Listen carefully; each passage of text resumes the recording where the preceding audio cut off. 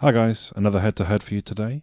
On the left we have the YotaPhone 2 with the Snapdragon 800 chipset, the Crate 400 running at 2.3 GHz, the Adreno 330 GPU and 2 GB of RAM. And on the right is my Nexus 6 with the Snapdragon 805 chipset, the Crate 450 CPU running at 2.7 GHz, the Adreno 420 GPU and 3 GB of RAM. So you look at those specs and you say, well, this isn't a fair fight. The Nexus 6 is going to whoop the YotaPhone 2, and that may well be, but that's what we're here to test. But the interesting thing being, the YotaPhone 2 is actually the more expensive device. Obviously, check out my review that will be coming soon to see more information about it.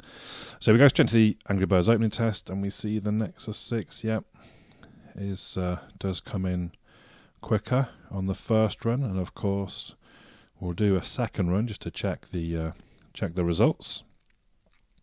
We can see the Nexus 6 again looks like it's sneaking ahead, and it's this last stage here where it goes a lot quicker than the YotaPhone. There we go. So yep, definitely the Nexus 6 the winner there. And I know, yeah, it's only opening up, it's only a second or so, but it gives us a good indication of the power of the devices. As will, of course, Geekbench 3, if we can get it to run on the YotaPhone. Try once more, and there we go. So there you go, you can just kind of confirm the specs of the devices. As you can see, the YotaPhone is running 4.4.3, and of course the Nexus 6 is running 5.0.1. It's not possible to test them both on Lollipop because Lollipop doesn't exist for the YotaPhone, but what we are doing is testing what these two devices are right now, which to me is the best test to do anyway. The Nexus 6, unsurprisingly, scores very high, 3,201 against the YotaPhone 2's 2,583.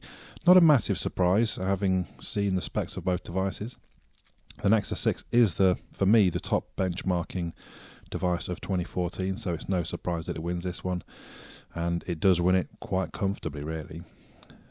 We shall now move outside for the GPS test. In the frosty North London weather, I will reset the AGPS state and then restart both apps. I will then speed it up a little bit, 3 times the speed.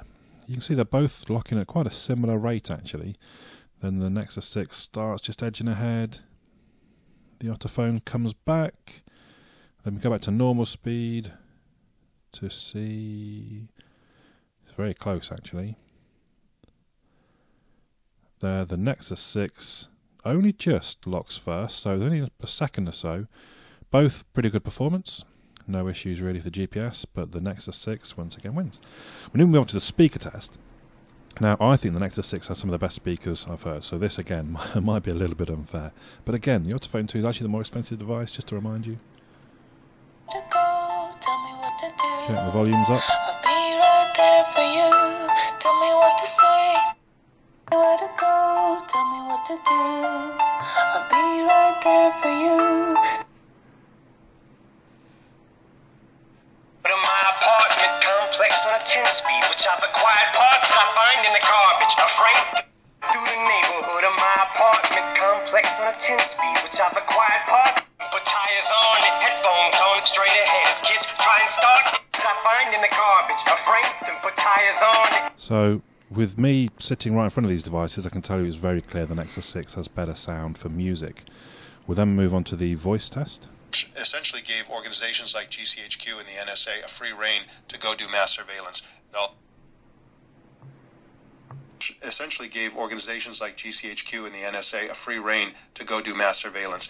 It also overturned a lot of the rules and laws, and now we're in the situation where people are clamoring for the Google turned a lot of the rules and laws, and now we're in the situation where people are clamoring for the Google and the Facebooks and the Twitters, And perhaps, again, for me, listening to these in the flesh, that's almost even clearer that the Nexus 6 has by far the better speakers with its dual front-facing stereo speakers.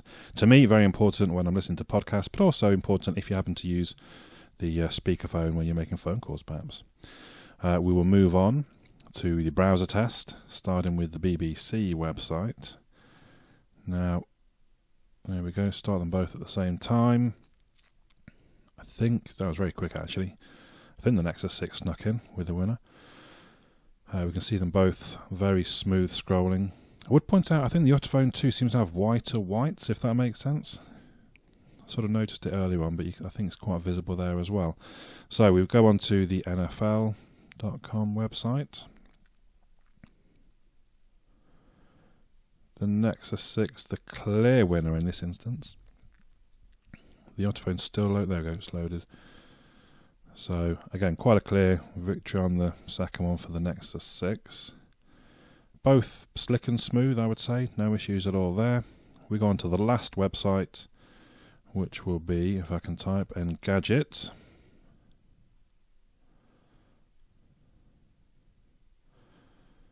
Try and get them started at the same time. You could possibly say the YotaPhone snuck in with that one, although actually fully loading the page, the Nexus 6 finished, I think, first. But you could argue the YotaPhone snuck in. So there's not a great deal. It's weird. The second site, the Nexus 6 was clearly the winner. So I mean, basically both are very slick, very smooth. They're both running pretty much. Well, I mean, definitely the Nexus 6 running stock Android, as is the YotaPhone 2, I think. I've not noticed any kind of branding or adjustments. So both very nice devices. I don't think there's particularly any argument the Nexus 6 won that head-to-head. The Nexus 6 priced at £480 compared to the YotaPhone 2's $550 does mean that I suppose it's more about the size of the device.